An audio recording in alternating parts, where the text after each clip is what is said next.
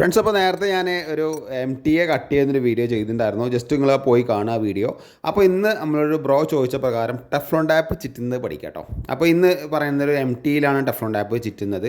എല്ലാം MTയിലാണല്ലോ Teflon tap ചിറ്റാറില്ലേ. അപ്പോൾ Teflon tap ചിറ്റുന്നത് എന്താ വെച്ച് കഴിഞ്ഞാൽ നല്ല രീതിയിൽ വാറിൽ വലിച്ച് ടൈറ്റ് ചെയ്യണം കേട്ടോ. ഒരിക്കലും ലൂസായി ടൈറ്റ് ചെയ്യരുത്. അത് കഴിഞ്ഞതിന് ശേഷം നമുക്ക് ഷവർ കോക്ക് ആണെങ്കിലോ NRV ആണെങ്കിലോ ആദ്യം ഒന്ന് വെച്ച് കൊടുക്കുക. കാരണം ഓരോ കമ്പനിയുടെ MT ആണെങ്കിലും ഉള്ളിലത്തെ ത്രെഡ് ആണെങ്കിലും ഒക്കെ ഒരു ലൂസ് ഉണ്ടാവും. അപ്പോൾ ചിലത് ടൈറ്റ് ഉണ്ടാവും. ടൈറ്റ് ഉണ്ടെങ്കിൽ കുറച്ച് ടെഫ്ലോൺ ടാപ്പ് മതി. ലൂസ് ഉണ്ടെങ്കിൽ ഒന്നുകൂടി വെച്ച് നോക്കി ഊരെടുത്തിട്ട് ഫൈനലായിട്ട് മാത്രമേ ഷെല്ലാക്ക് തേക്കാൻ പാടുള്ളൂ. ഷെല്ലാക്ക് ഒരുപാട് ഇടേണ്ട ആവശ്യമൊന്നുമില്ല, കുറച്ച് ഇട്ടാൽ മതി. അല്ലെങ്കിൽ അതൊക്കെ പാടെ അതിൽ പരന്ന് കിടക്കും, വൃത്തി ഉണ്ടാവില്ല.